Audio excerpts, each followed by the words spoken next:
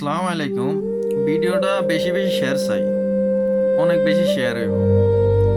দেবিদ্দার হাসনাত আব্দুল্লাহ মানুষটাকে স্যালুট জানায়। সে একটা গরিবের সন্তান। তো সে যখন এমপি হইছে, যে সরকারিভাবে রমজান মাসে কয় কেজি খেজুর আসছে, কয় কেজি চাউল আসছে, সামনে কোরবানে কয় কেজি উটের মাংস দুম্বার মাংস আসবে, এবং কি কোন জায়গায় সরকারি কাজ কি হয়েছে, সব কিছু তুলে ধরছে।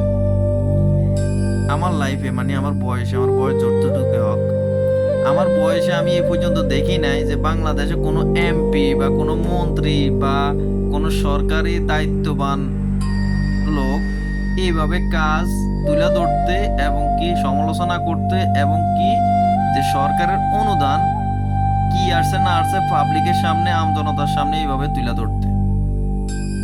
হিসাবে তো সরকার থেকে যেটা আসে এটার মালিক সাধারণ জনগণ, সরকার থেকে তো ওইটা সাধারণ জনগণকে দেয়।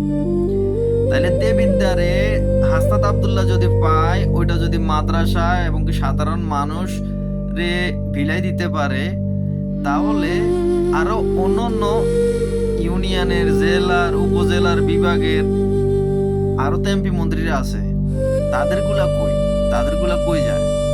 প্রশ্ন রয়ে গেল।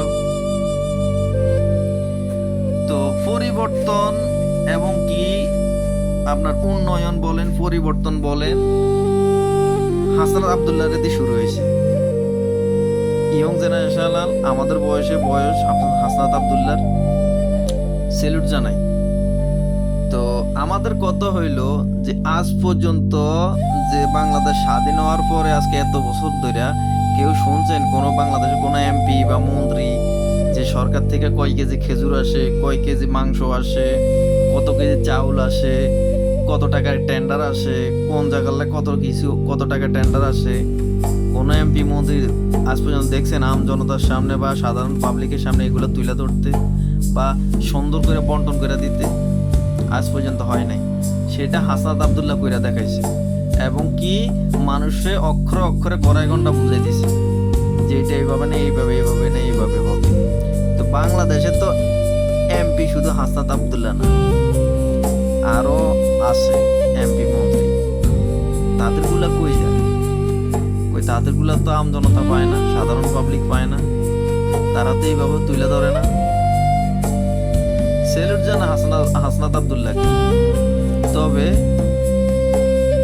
এইভাবে যদি হাসনাত আব্দুল্লাহ কইরা যেতে পারে, আমি শিওর 100% শিওর যে এর পরের বারও যদি হাসনাত আব্দুল্লাহ যতবার এমপি ইলেকশন করে ততবারে পাস করবো। এখানে ইন্ডিয়া পাস করে যাও। মানুষ এখন সংস্কার চায়, মানুষ এখন অনেক সচেতন হয়ে গেছে যে আপনারা রাজনীতি যে মানে একতরফা রাখবেন, যে আমি করে যাইতেছি আমার পরে আমার পোলা খাইবো, আমার পোলার পরে আমার নাতি খাইবো, ওই দিন চলে গেছে।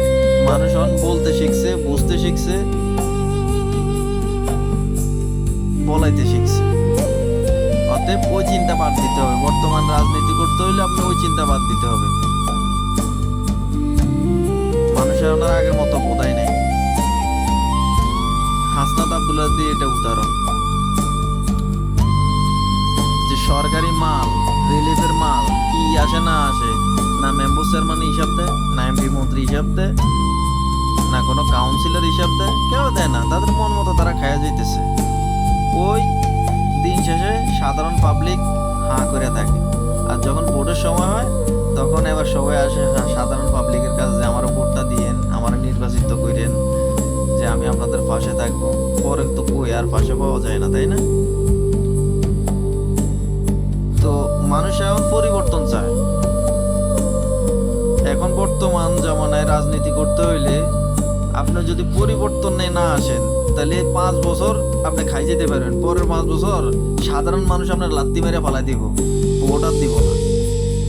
মানুষ এখন পরিবর্তন চায়, সততা চায়, নীতি নির্ধারণ এবং কি সৎ মানুষ এখন খোঁজে। অসৎ মানুষে মানুষ ওই সামনে থেকে হুজুর হুজুর করে, পিছনের থেকে থুতু মারে, গালি দেয়। এটাই বাস্তবতা। তো এটাই প্রশ্ন রয়ে গেল যে হাসনাত আব্দুল্লাহ যদি দেবিদ্বারে এত কিছু পায়, ওটা যদি সাধারণ জনগণের মাঝে বিলাই দিতে পারে, সবকিছু তুলে ধরতে পারে, আরো তো এমপি মন্ত্রী আছে, তাদের গুলা কই গেল?